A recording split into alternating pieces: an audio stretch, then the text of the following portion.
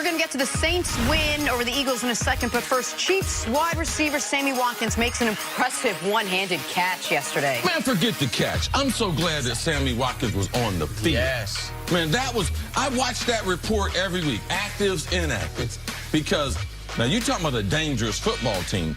Kansas City with Sammy Watkins, his ability to be able to catch, play in the slot, and also run some reverses. Oh, man, it was great to see. When he's the and by the way, that was a pretty good catch. And when he's the third weapon on a team, that's a hell of a... Chargers, Pats, Keenan Allen, jukes Stephon Gilmore. Runs free for a 43-yard touchdown. And from this moment forward, it was a disaster.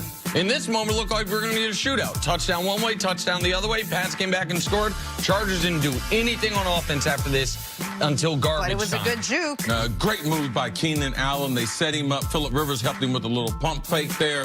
Stephon Gilmore is playing some outstanding football.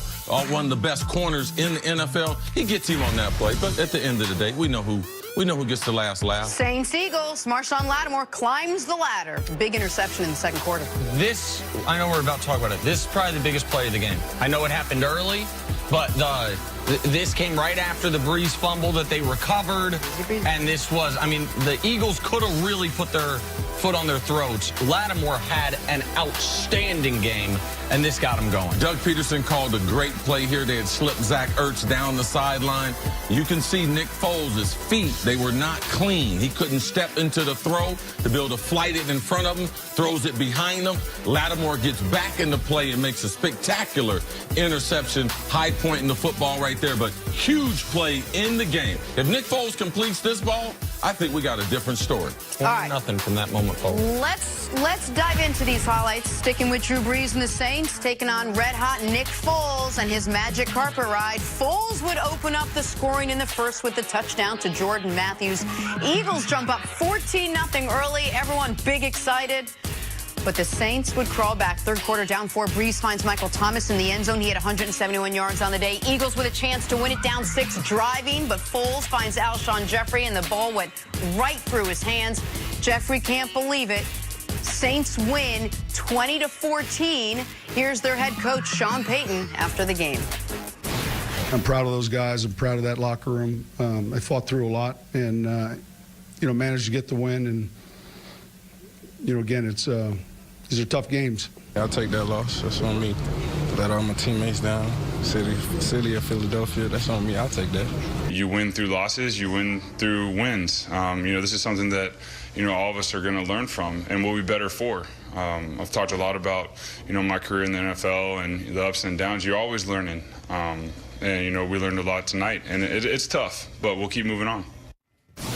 He's basically already a head coach, just with his post-game comments. Cece, what was the key to the Saints' comeback in this game? Well, I think one of the things that's important is the breakdown out of the Alshon Jeffrey catch, no catch there at the end, the ball he dropped. They had a zone route on where he was supposed to go up 5 yards and run a little smash route inside. If they're in man-to-man, he comes out really hard and fast. If they're in zone, he's got to be able to slow down. As you can see, he's right there by the hash mark. He's supposed to catch this ball out right inside the numbers. So that route, I tell you all the time, Nick, 50, 55%, 60% of the interceptions. This one is 100% on and the it's receiver. Not because he dropped the ball. It's because of where he was and in a relationship to the defense. If it was man-to-man, he should have been way in there running away from the defender. Then there wouldn't have been anybody back there to even catch the deflection. Against zone, he's got to be able to sit down right there to be able to make that catch. So that was the decisive play in the game. But there were a number of plays in the game. We talked about the Ertz,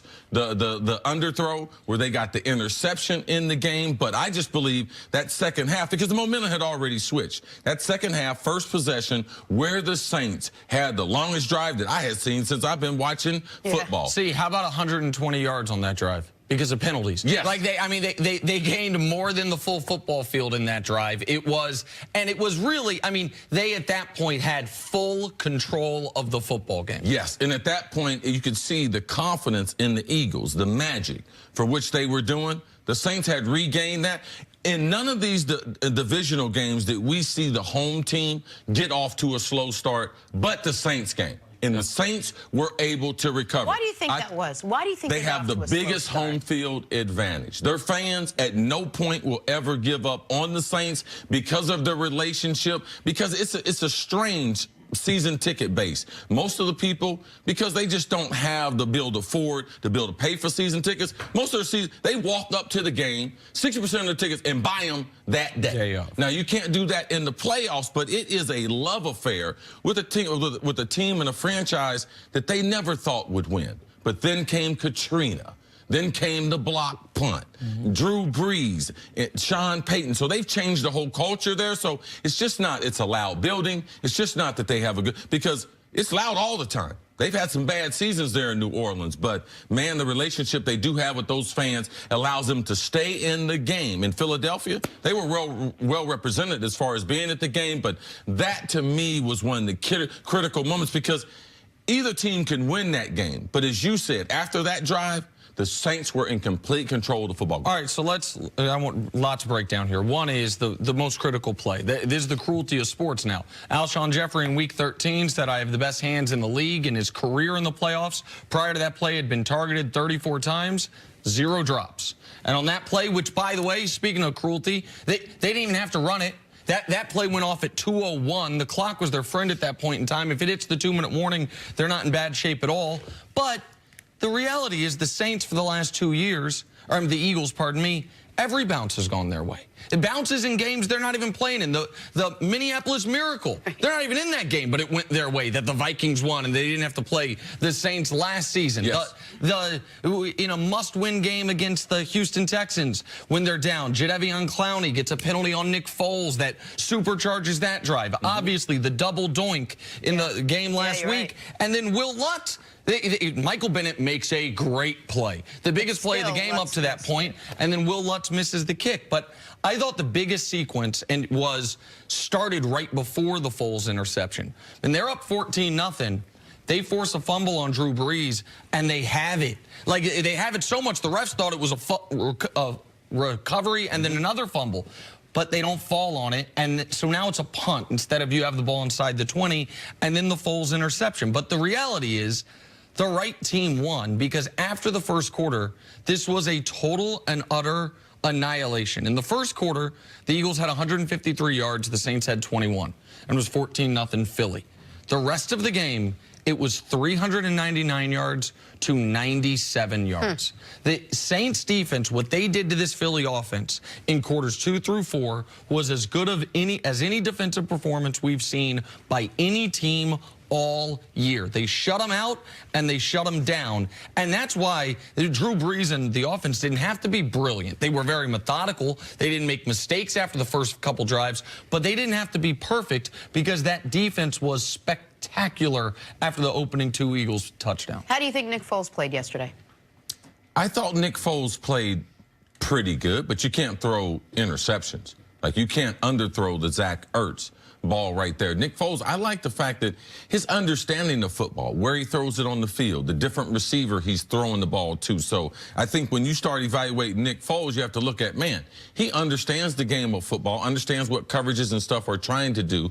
Turnovers ultimately are going to kill you. And at that time of the game where Ertz, if he's able to make that completion right there, I believe the game is totally different. The momentum never gets flipped back over to the Saints. So that was a key part of the game. They became one-dimensional. Even though they had the lead, they wouldn't run the ball, and that became, ultimately, I knew that would be a problem. Saints defense, though, you got to give a lot of credit that they were able to contain Nick Foles in that offense after that first quarter. All right, we'll talk much more about Nick Foles and what we see as the future for him coming up. But time now for Put a Grade on It, sponsored by CarMax. Drew Brees, as we mentioned, had a great day. He went 28 for 38, 301 yards, 2 touchdowns, a pick in the win last night.